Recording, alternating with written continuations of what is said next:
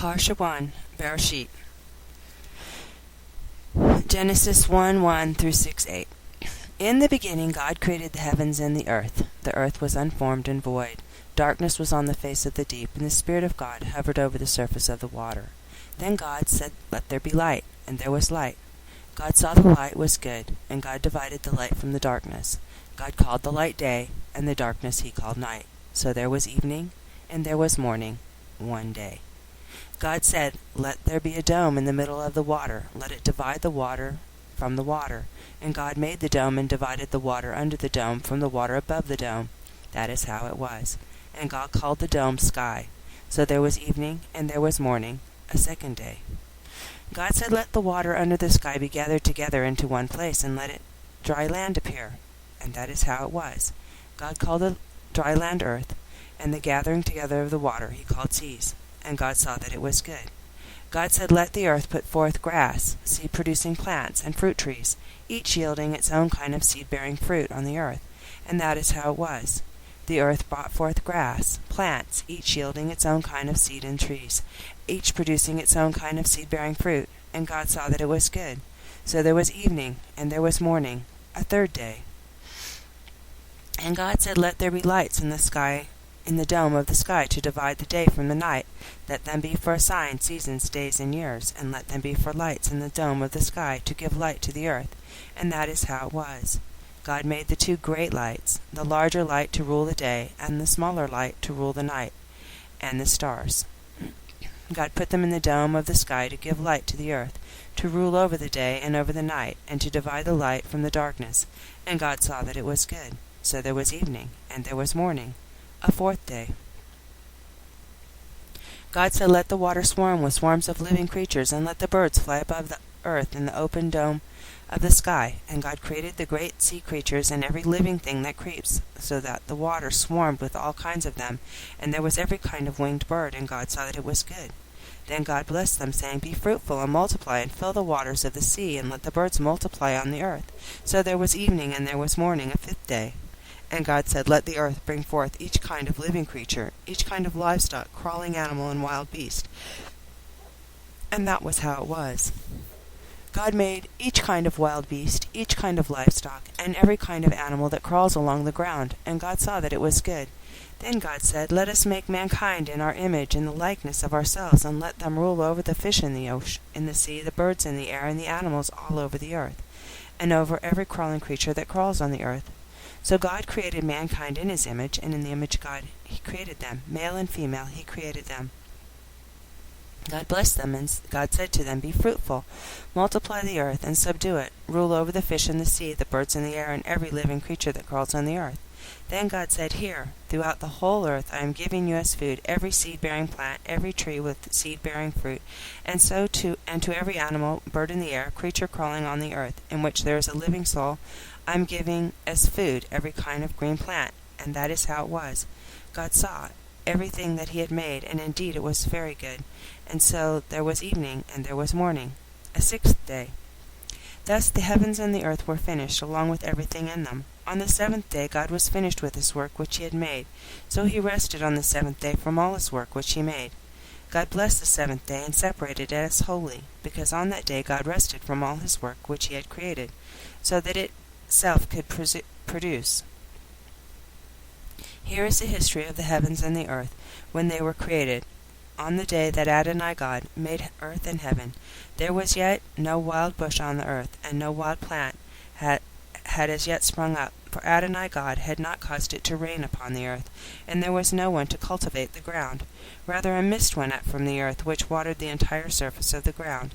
Then Adonai God formed a person from the dust of the ground, Adamah, and breathed into his nostrils the breath of life, so that he became a living being. Adonai God planted a garden toward the east in Eden, and there he put the person whom he had formed. Out of the ground Adonai God caused to grow every tree pleasing in appearance and good for food, including the tree of life in the middle of the garden, and the tree of the knowledge of good and evil. A river went out of Eden to water the garden, and from there it divided into 4 streams. The name of the first is Pishon. It winds throughout the land of Havilah, and where there is gold. The gold of the land is good, aromatic resin, and onyx stones are also found there. The name of the second river is Gishon. It winds through the land of Cush. The name of the third river is Tigris. It is the one that flows towards the east of Ashur. The fourth river is the Euphrates. Adonai God took the person and put him in the Garden of Eden to cultivate and care for it. Adonai God gave the person this order: You may eat freely from every tree in the garden, except the tree of the knowledge of good and evil. You are not to eat from it, because on the day that you eat from it, you will become certain that you will die. Adonai God said, It isn't good that a person should be alone. I will make for him a companion suitable for him, helping him. So from the ground Adonai God formed every wild animal and every bird that flies in the air, and he brought them to the person to see what he would call them. Whatever the person would call each living creature, that was what its name would be. So the person gave names to all the livestock, to the birds in the air, and to every wild animal. But for Adam there was not found a companion suitable for him. Then God caused a deep sleep to fall upon the person, and while he was sleeping, he took one of his ribs and closed up the place from which he took it with flesh. The rib which Adonai God had taken from the person he made a woman person, and he brought her to the man person. The man person said, At last, this is the bone from my bones and flesh from my flesh. She is to be called woman. In Hebrew it's Isha, because she was taken out of a man. Hebrew for Ish. This is why a man is to leave his father and mother and stick with his wife, and they are to be one flesh. They were both naked, and the man and his wife, and they were not ashamed. Now the serpent was more crafty than any wild animal which Adonai God had made. He said to the woman, Did God really say, You are not to eat from any of the tree in the garden?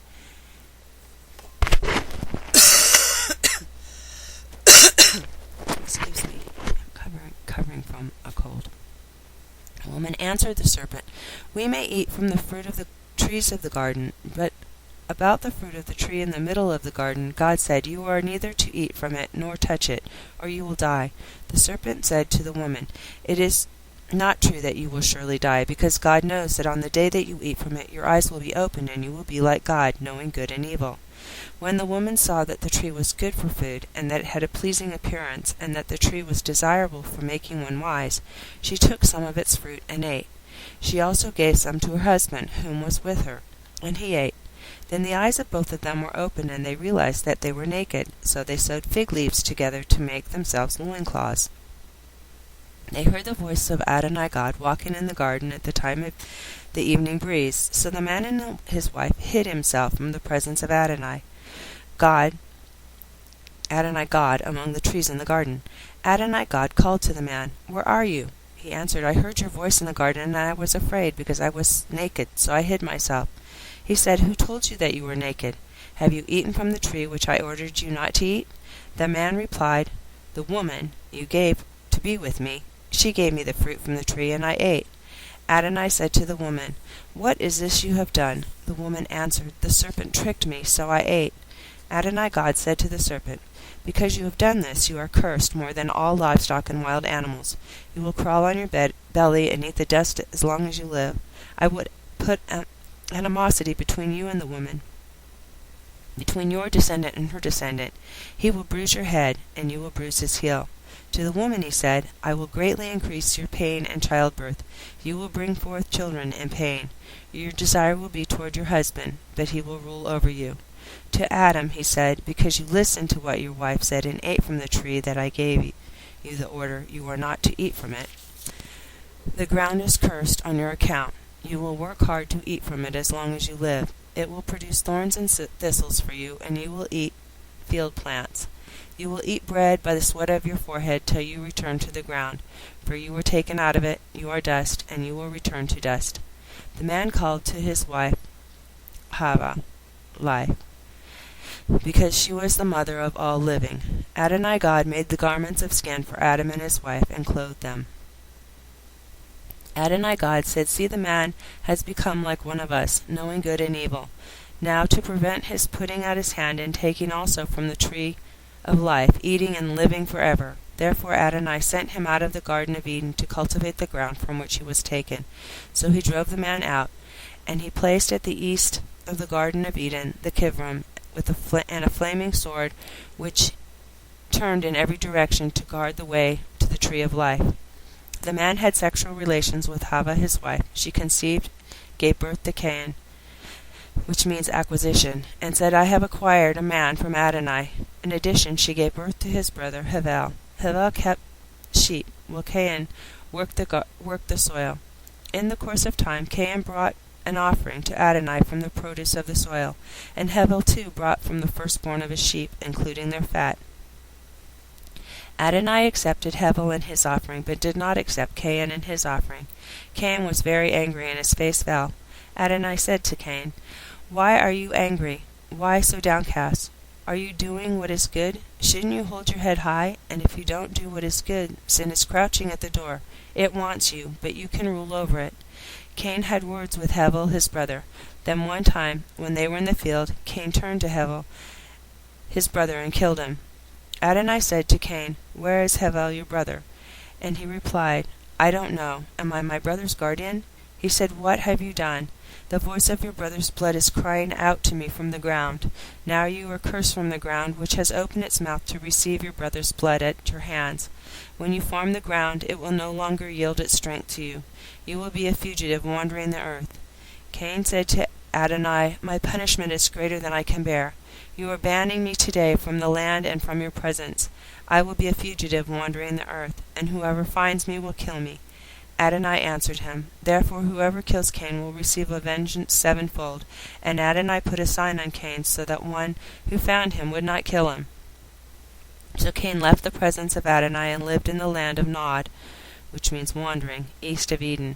Cain had sexual relations with his wife. She conceived and gave birth to Hanukkah. Cain built a city and named the city after his son Hanukkah.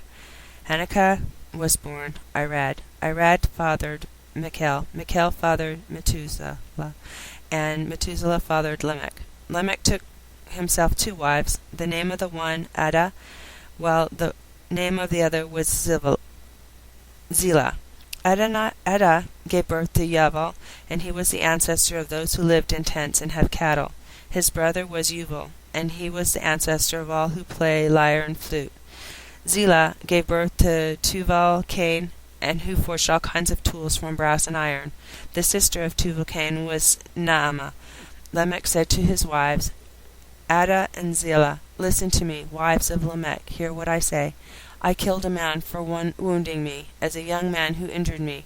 If Cain will be avenged sevenfold, then Lamech 77-fold. Adam again had sexual relations with his wife, and she gave birth to a son. She named Shet, which means granted, for God had granted me another seed in place of Hevel, since Cain killed him. To Shet too was born a son, whom he named Enosh. That is when people began to call on the name of Adonai. Here is the genealogy of Adam. On the day that Adam created man, he made him in the likeness of God. He created them male and female. He blessed them and called them Adam, which means humankind or man. On the day they were created, after Adam lived 130 years, he fathered a son like himself and named him Shet. After Shet was born, Adam lived another 800 years, and he had both sons and daughters. In all, Adam lived 930 years, and then he died. Shet lived 105 years and fathered Enosh. After Enosh was born, Shet lived another 807 years and had sons and daughters. In all, Shet lived 912 years when he died. Enosh lived 90 years and fathered Canaan. After Canaan was born, Enosh lived another 815 years and had sons and daughters. In all, Enosh lived 905 years. Then he died. Canaan lived 70 years and fathered Mahalalel. After Mahalalel was born, Canaan lived another 840 years and had sons and daughters. In all, Canaan lived 910 years, and then he died. Mahalalel lived 65 years and fathered Yared. After Yared was born, Mahalalel lived another 830 years and had sons and daughters. In all, Mahalalel lived 895 years, and then he died. Yared lived 162 years and fathered Hanukkah. After Hanukkah was born, Yared lived 800 years and had sons and daughters. In all, Yared lived 962 years, and then he died. Hanok lived 65 years and fathered Meshulach. After Meshulach was born, Hanok walked with God 300 years and had sons and daughters. In all, Hanok lived 365 years. Hanok walked with God, and then he wasn't there, because God took him. Methuselah lived 185 years and fathered Lamech. After Lamech was born, Methuselah lived 782 years and had sons and daughters. In all, Methuselah lived 969 years, and then he died. Lamech lived 182 years and fathered a son, whom he called Noah, which means restful. For he said, "This one will comfort us in our labor, in the hard work we do with our hands, to get what comes from the ground that Adonai cursed." After Noah was born, Lamech lived 595 years and had sons and daughters. In all, Lamech lived 777 years, and then he died. Noah was 500 years old, and Noah fathered Shem, Ham, and Japheth. In that time, when man began to multiply on earth, and daughters were born to them, the sons of God saw that the daughters of men were attractive, and they took wives for themselves, whomever they chose. Adonai said, "My spirit will not live with human beings forever, for they too are flesh. Therefore their lifespan is to be 120 years. The Nephilim were on the earth in those days, and also afterwards, when the sons of God came in to the daughters of men, and they bore children to them. These were the ancient heroes, men of renown. Adonai saw that the women, or the people on the earth, were very wicked, that all the imaginings of their heart were always evil only. Adonai regretted that he had made humankind on the earth. It grieved his heart. Adonai said, "I will wipe out mankind, whom I have created from the whole earth, and not only human beings, but animals, creeping things, and birds in the air. For I regret that I have made them." But Noah found grace in the sight of Adonai.